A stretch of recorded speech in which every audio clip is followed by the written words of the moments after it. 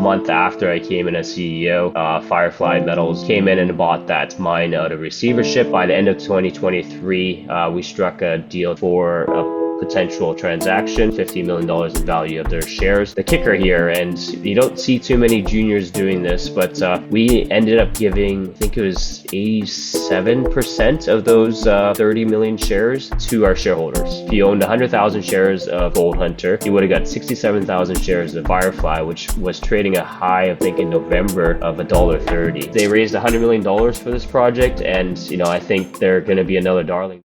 All right, everybody, welcome back to The Next Big Rush. I have a very special guest today. I have Sean Kingsley here with me from Goldhunter Resources to talk about some really special things happening in Newfoundland.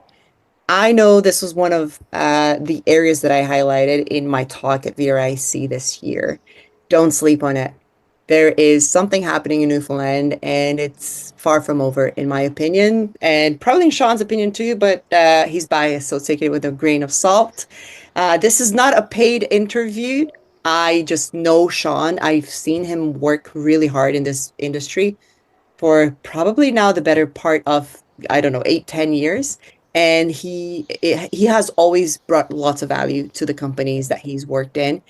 And now he is CEO of Goldhunter. He's already delivered great shareholder value, which we will touch upon very soon. And I want people to understand that all the greats that we talk about nowadays, the Ross Beatties of this world, the Eric Sprotts, they're not getting any younger. And there is a new generation of really hardworking, smart people doing the right work at the right time. And they are going to be the next big thing. I am betting that Sean is going to be one of those guys. So, Sean, welcome.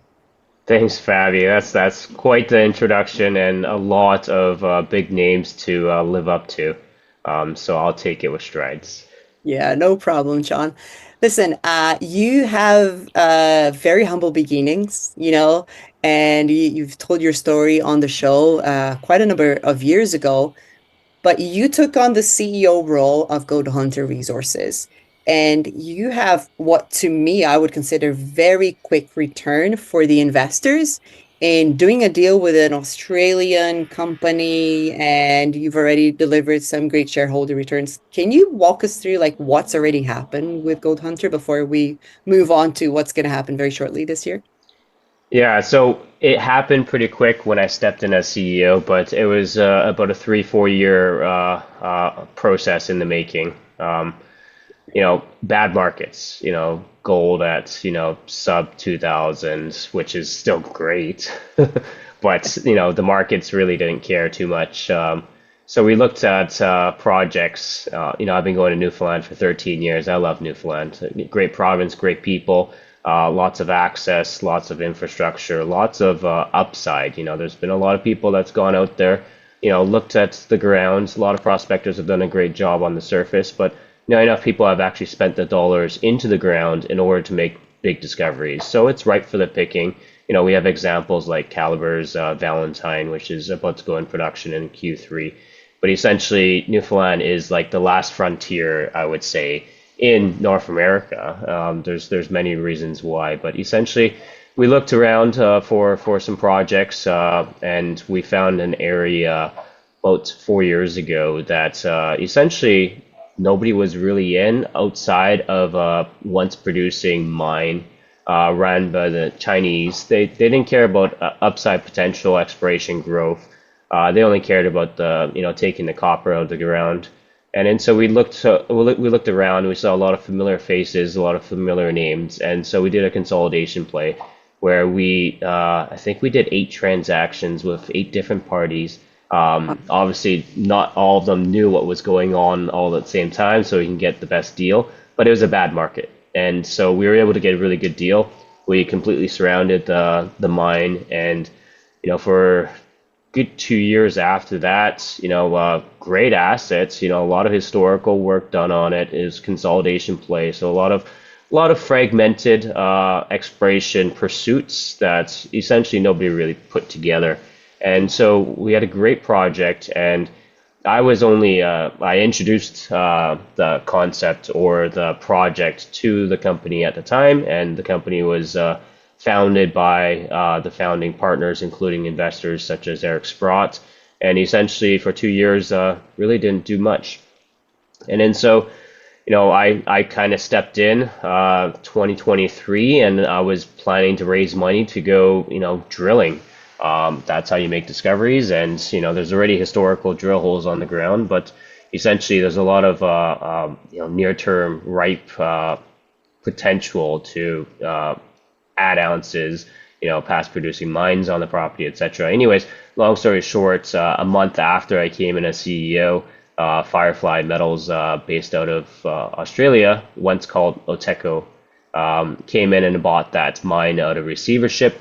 And so immediately we went to them, and good thing we have easy ways to reach out to them. And yeah, we started those conversations. And by the end of 2023, we struck a deal to go through proper due diligence.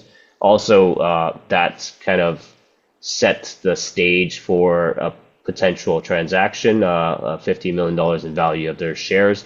At the time, they're trading at 50 cents. And that due diligence process and the whole process to sell our entire assets to Firefly took all the way up until June of 2024.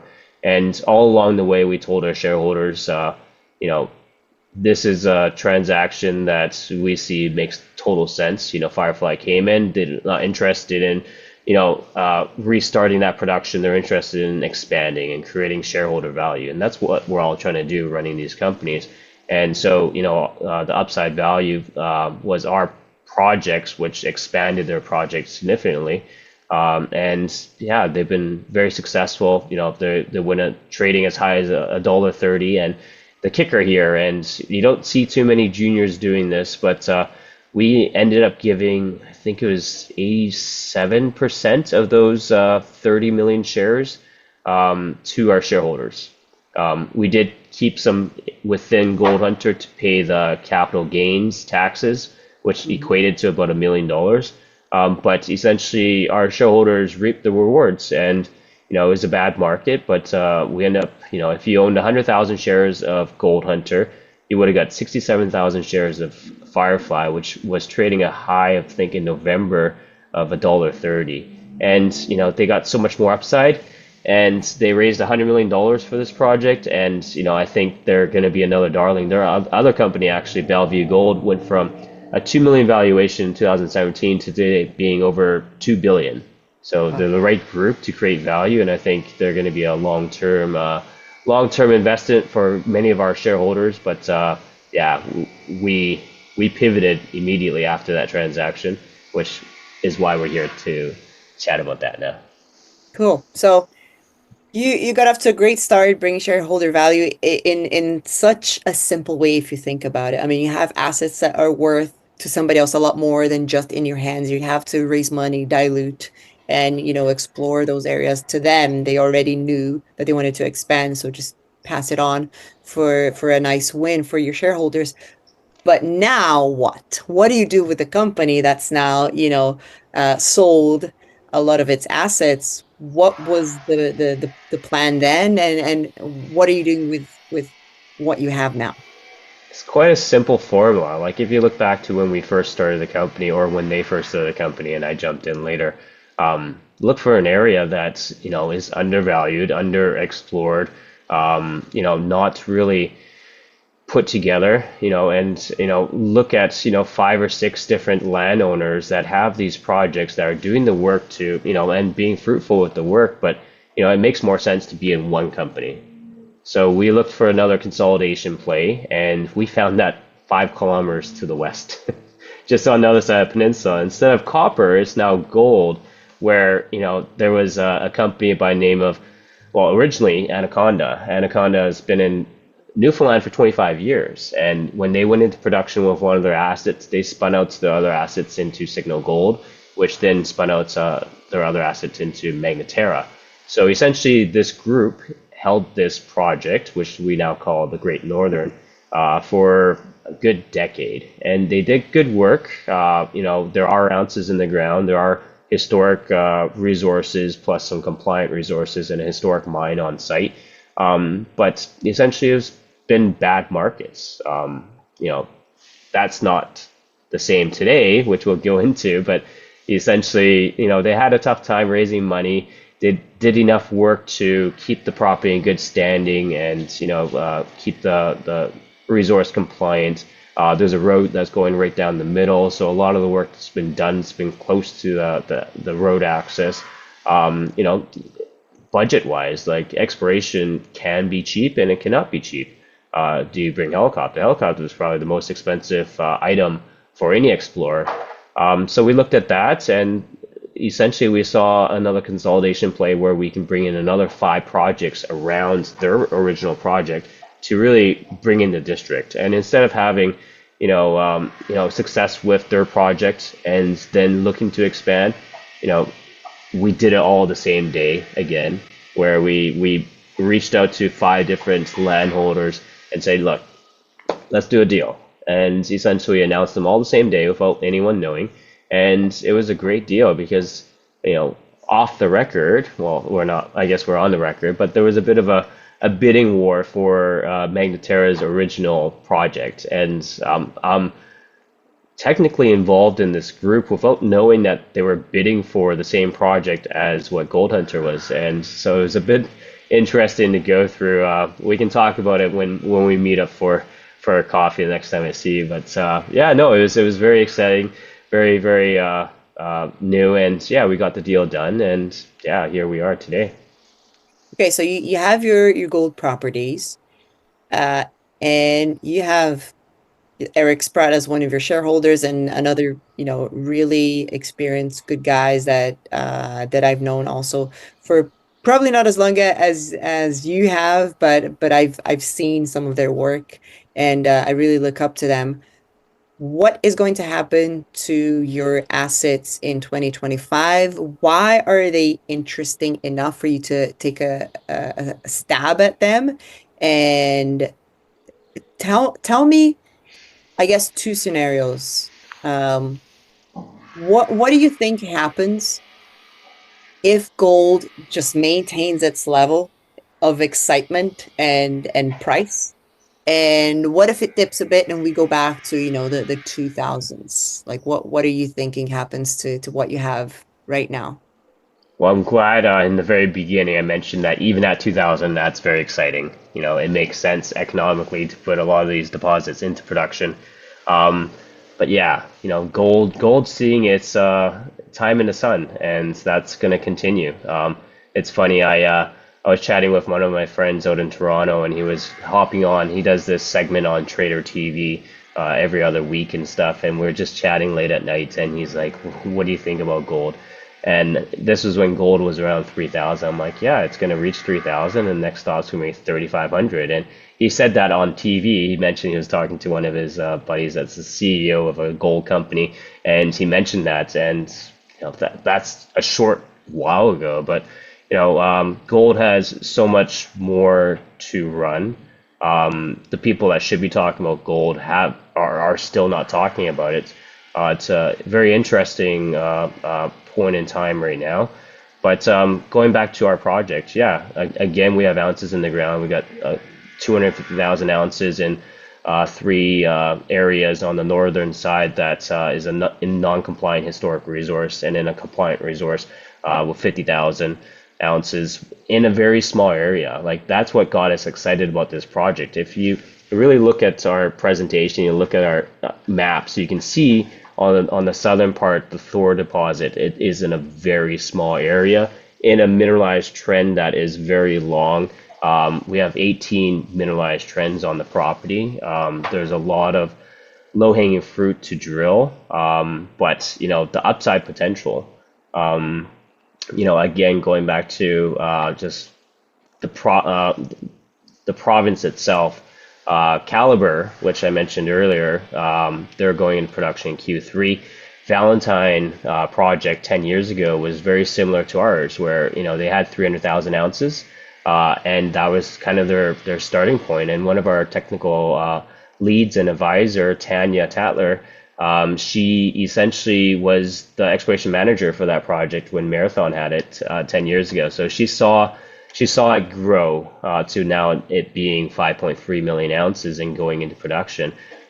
So, just looking at what we have to start with, we got so much to start with. We consider it high grade, we consider it advanced, a lot of data. Like when we first acquired this project, I think it was in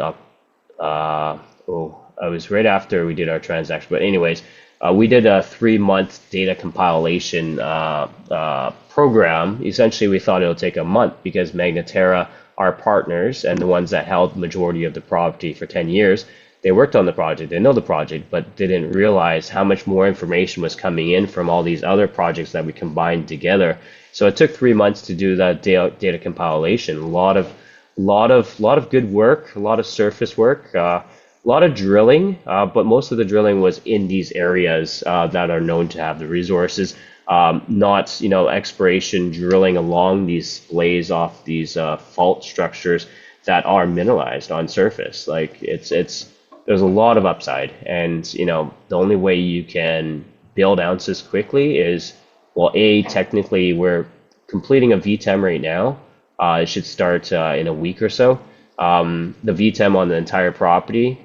So we'll be able to see what it looks like in the resource areas and what these splays look like that we know are mineralized on surface. And just looking at that, a smart, someone technical or a major mining company can look at that and say, hey, there's potential there to exponentially grow those ounces.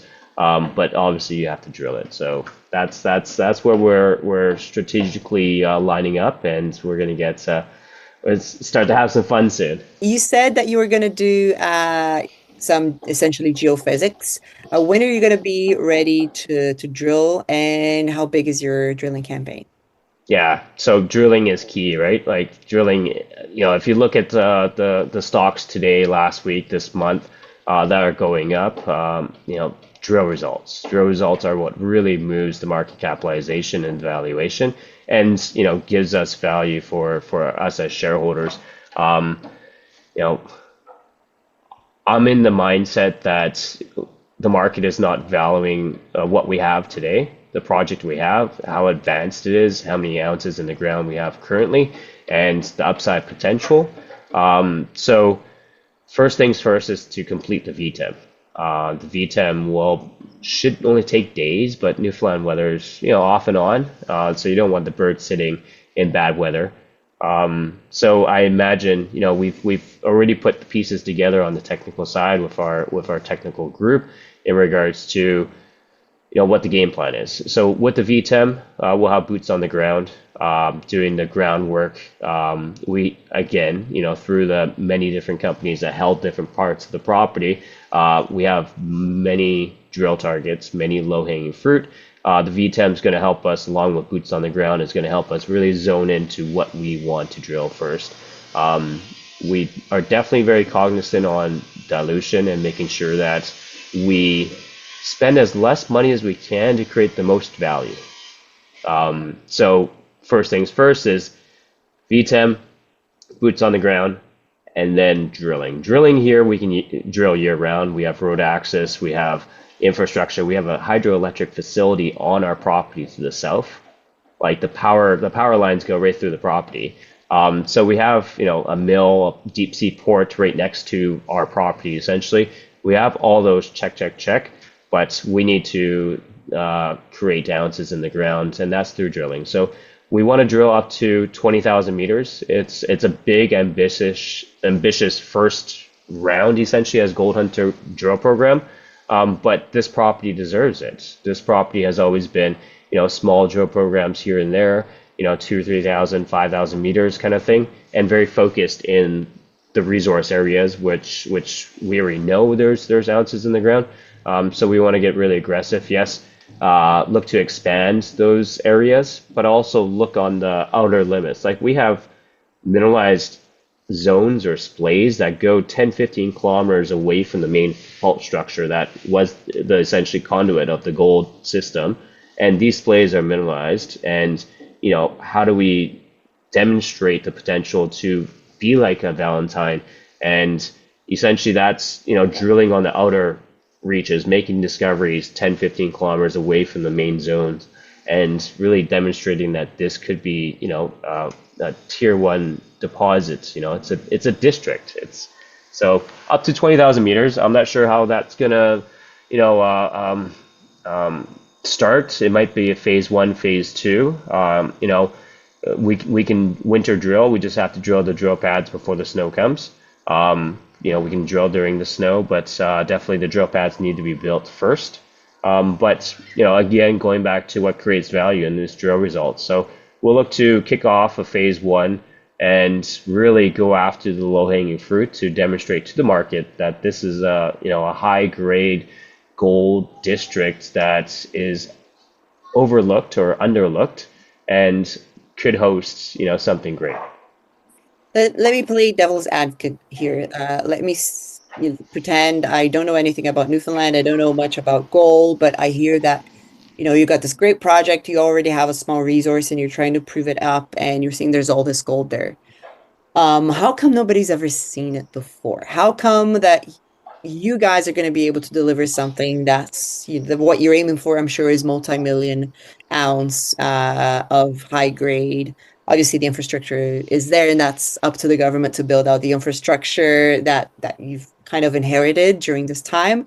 Uh, but what makes your team and the timing ideal for you guys to figure out the upside here?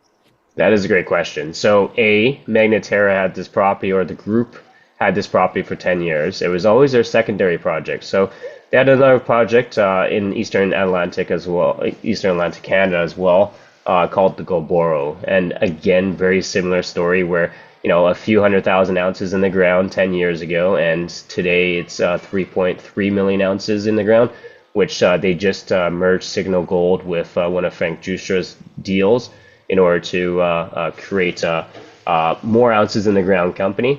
So they wanted to spend money onto the Great Northern Project. They wanted to, but their investors' money has always had to go to the Golboro project. Yes, for 10 years they kept the property in good standing and kept what they thought had the highest potential to hold ounces. But it has always been a fragmented district as well too. It's always been a fragmented camp. This is the very first time ever that a group has consolidated the entire camp. B, a group has put all the data into its own database to see the bigger picture. Case in point, the Thor deposits down to the south. When we put it into the first ever 3D model, we were able to see kind of where those ounces were that are in the compliant resource, but also we saw mineralized zones below it that are just floating in the middle of nowhere. That's there's got to be a way for that mineralized zone for it to be created. So it's shallow. Like all the resources, all the ounces here are shallow from 5 meters down to about 130 meters. So there's a lot of us upside at depth. So yeah, there's just so much potential, and thank God that Magneterra or Signal Gold had to focus on their other project. But they're excited. They're partners with us. They own 20% of the company almost, and we're on. They run our technical aspects of things along with. Well, I should mention our team. For any investment you do in this space, check out who the team is. Not just the management, the capital markets, access to capital, past success, but also the technical team. Again, Tanya, part of Marathon Gold, was a part of the Valentine deposit, which we look at this as the same geological environment. And then we got David Copeland, which was always a part and around the Magneterra, Signal Gold, Anaconda camp. He lives in Newfoundland and he knows this project intimate, and essentially he turned Golboro into the 3.3 million ounces. And then we got Rory Cutlagee. Essentially he was actually the leading exploration geologist for the technical reports for the coffee deposit before that got acquired by Goldcorp in the Yukon. So these technical geologists and can I say geniuses? They've done it before. They know what to do, how to do it. Obviously, every deposit's a different, deposit and different target and acts differently. But that's what geology is all about. Having these theses or having these thoughts and then putting it into action where you gotta, boots on the ground, drilling, making those theses either true or false, and then figuring out what it is. And I should point out that, this type of geological environment is, once you get a good grasp on it, it's easy to start figuring it out. Unlike, there are some other deposit environments in Newfoundland that, are high grade, orogenic veins that you're kind of chasing these veins around, epithermal veins. And yeah, this is something that once we really get those drills turning and get up to a good meter counter, to really get a good idea and get a good grasp on it. So I'm really looking forward to really kicking off all this exploration and hopefully soon creating the value that this project deserves. For sure. Well, I will be watching for sure because I have to keep up to date because I report on these exploration and discovery holes. And I'm really looking forward to what Goldhunter is going to be putting out hopefully very soon. But run your geophysics and figure it out. Take your time. I don't want you to rush through these because once you figure out a good target, that can be a real company maker. You know that much better than I know myself as an investor. Sean, thank you so much. Where can people find out more about Gold Hunter Resources?